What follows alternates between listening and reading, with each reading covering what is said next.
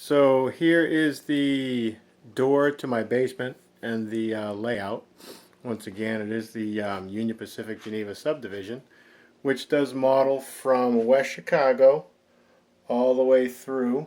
So we got West Chicago all the way through Rochelle, DeKalb, Illinois, all the way through Dixon, Sterling, Morrison, and when we get over here, we actually cross the Mississippi River Bridge into Clinton, Iowa.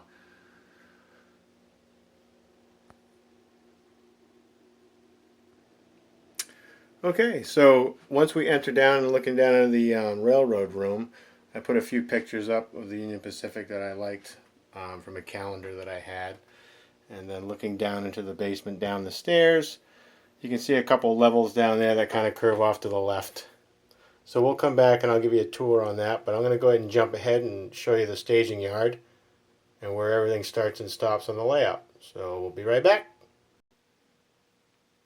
Okay, so here we are in the Proviso East End staging. This is the most eastern part of the railroad.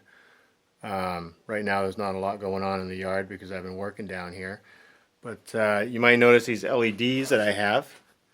Those are the stops and the following points for the turnouts. I am using code 100 Atlas turnouts and flex track down here. And this yard swings all the way around. Goes all the way around to the other side of the room.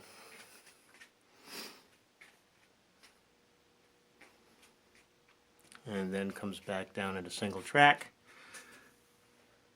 Down behind where the dispatcher is.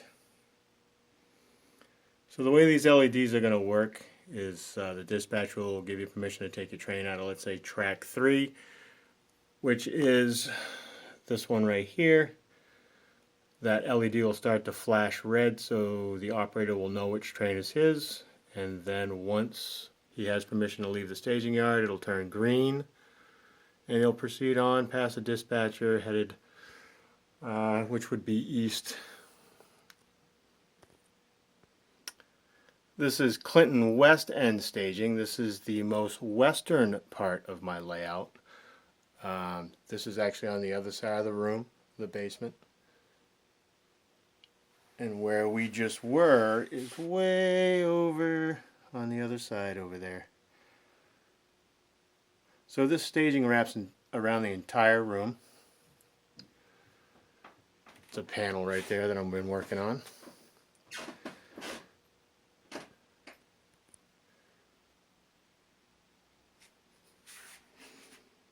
And then these tracks will get the LEDs at some point. And that wraps behind my water tank and my furnace. It actually goes behind. And from there comes out in the front.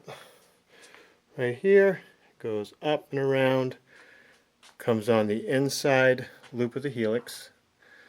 And just to let you guys know, this helix is 5 by 5 feet, just over 28-inch outside radius, 26-inch inside radius. And there's about 3.5 turns left to build. So, okay, so back to the staging. So if we have a train down here in the staging yard, and now we're over in Proviso East End staging. We take a train out, it goes all the way down to single track, goes into the helix, starts its journey up the helix, about 3.5 turns. Once it goes up, it comes out right here, and it transitions from code 100 to code 83 Atlas turnouts and flex track. And then one of the first stops on the railroad is what's going to be the Chicago Metro station. And we already have a train sitting there. And this right here is West Chicago Yard. Still got to paint the backdrop.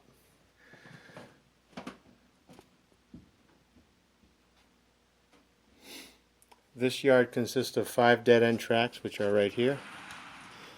1, 2, 3, 4, 5. Has a runaround track right here. The arrival departure tracks are these right here, here, and here. Main line, and this is for the Metro. Kind of loops around to the left. And over here we have a maintenance away facility, which is for the switcher crew.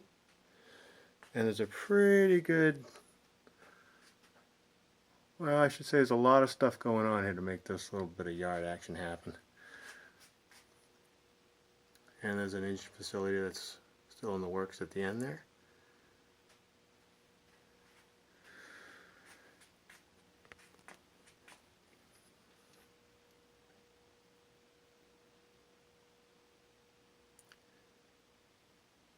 And once you get through West Chicago, the main line goes back there behind where the dispatcher is, and that's the dispatcher station back there underneath the stairs. That's where the dispatcher is going to be, and he has 3 different levels of trains that'll be able to go by him to give him a little bit of sightseeing and rail fanning while he's under there. And then over here is the West Chicago Auto Rack facility.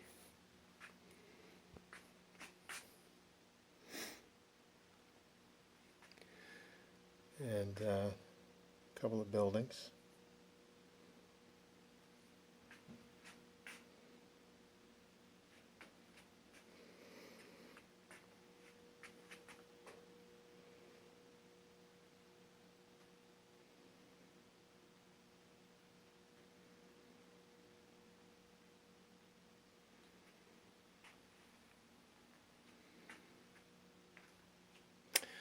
So once you get behind the dispatcher, it goes to single track, goes past the stairs. There's another shot of the dispatcher's area. And you come out on this side of the stairs, and that loops around, goes into Elburn, Illinois, milepost 44. This is another Metro stop for Elburn.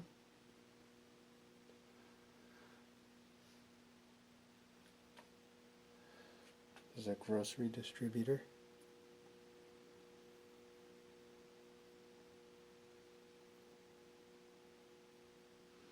And that lights up.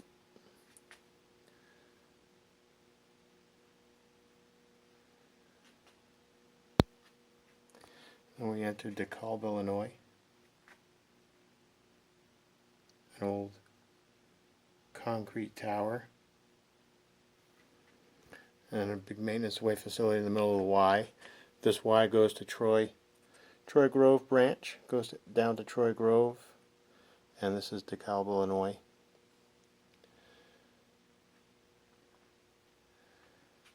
And down.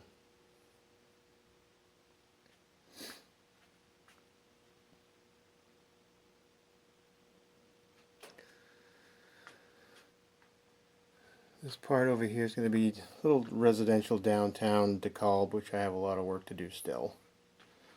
At least I got a gas station. When we transition, we have double track main line. Track 2 is still old wooden ties. Track 1 is concrete rail. There's about a 36 radius turn. And then this is part of downtown Rochelle.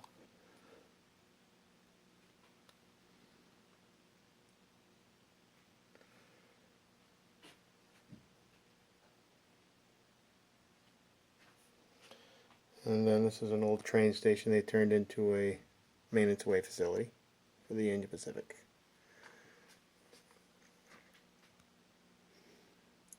Yeah, it looks a little windy.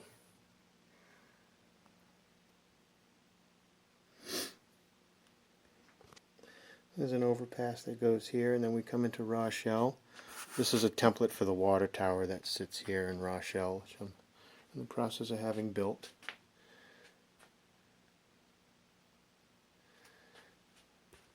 And there's the power plant that sits in Rochelle.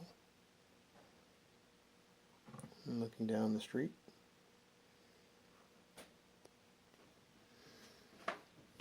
The old Whitcomb locomotive. There's another Whitcomb locomotive.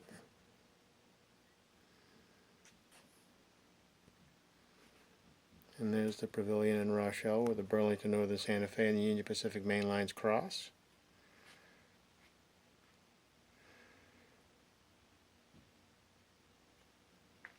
Looks like they're getting some work done over there. And there's the diamond. And a better shot of the Pavilion. That's all entirely scratch built. Put some picnic tables in there. The rail fans.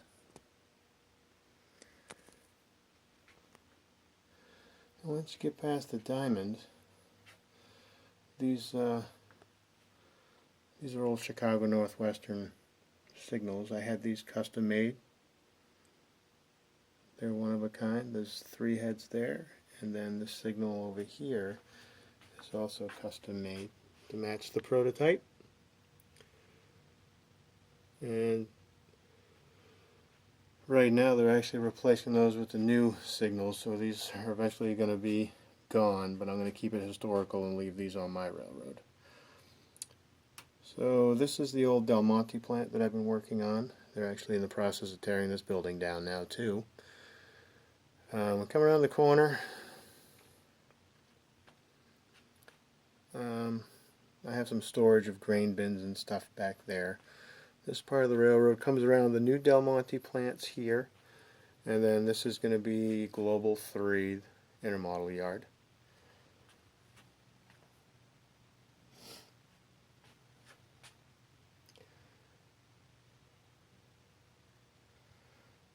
And then once you get past Global 3, it ends right here.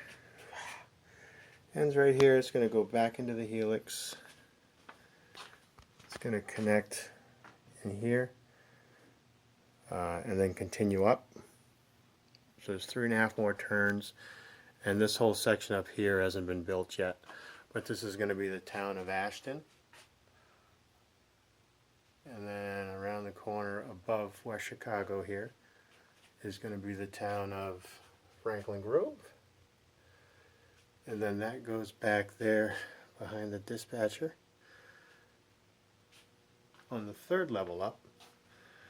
That comes out on the other side of the stairs. And then that goes by the circuit breaker bridge. I'm going to put that on a pull-out so I can get to my breakers. Comes around the corner. This is going to be all Nelson, Illinois. There's another old coal tower. This is above DeKalb, which is down below. And this is Nelson, Illinois. Still under construction. Foam storage area. And once you come around the tool storage area, once you come around the corner, you're entering into the Mississippi swampland. There's going to be a couple of bridges up here. There's going to be a crossover up here. And a one-of-a-kind custom laser-cut bridge that's going to go across this span right here. It's going to be over 9 feet long. The swing bridge portion is 5 feet 4 inches. And the other 2 sections of bridge bring the entire structure over 9 feet long. It's custom built by a gentleman named Jeff, and he has his own business, Perfection Laser Works, out of New Mexico. And he did a fabulous job on the bridge, and it's in the mail now, and hopefully it makes it here in one piece. In the next video it should be here, and I'll be able to show everybody. So this is above Rochelle. Mississippi Bridge across the Mississippi. Once you cross the Mississippi, you enter Clinton, Iowa. And up in Clinton, Iowa, there's a big coal burning power plant. This building doesn't belong here. This goes down below. There's a I think it's the largest half sphere in the world. It's a big gold dome they store the coal in. A lot of these buildings up here don't belong here. They're just storage and being safe right now. So, you know, the MyJack crane, the grain facility doesn't belong. This building doesn't belong. This gold dome does. A lot of these tractor trailers and this all belongs down here in Global 3. But out behind that, all of this is all ethanol facility that I put together, that belongs up here. All the buildings have LED lighting. Hopefully one of these days I'll be able to light everything up, and I think it really brings to the realism of a model railroad. Everything's lit up. And then this is where they drop off the corn, goes into the silos. From the silos it goes into the processing facility. They ferment it. A lot of action up there. There's going to be a few switching tracks. And then once you leave Clinton, you go behind the heater in the water tank. You'll come in the back here, and you come on the inside track. You come all the way back down on the inside, and it comes all the way back down on this track, goes behind, and then comes out into staging down here, which is the Clinton West staging. And that's my railroad, folks. So it's 2 levels plus staging. This is Mississippi and Rochelle on one side. This is going to be Clinton, Iowa, Global 3 intermodal on that side. Once we walk down this way, remember there's a whole level up here that hasn't been built yet. The helix is half done. It's 3 more levels. That is Proviso staging. West Chicago Yard. This level up here. We come around the aisle. And that's looking down when you first enter. So DeKalb's on this side. Nelson, Illinois. Elburn. Auto rack facility, West Chicago. And the dispatcher's right in that area. And there you have it, folks. Hope you enjoy this video, and I'm going to be doing a lot of how-to videos too on how I make some different plugs for my lighting and how I put these buildings together. And I really enjoy weathering my locomotives up to match the prototype. I really think it adds to the realism of model railroading.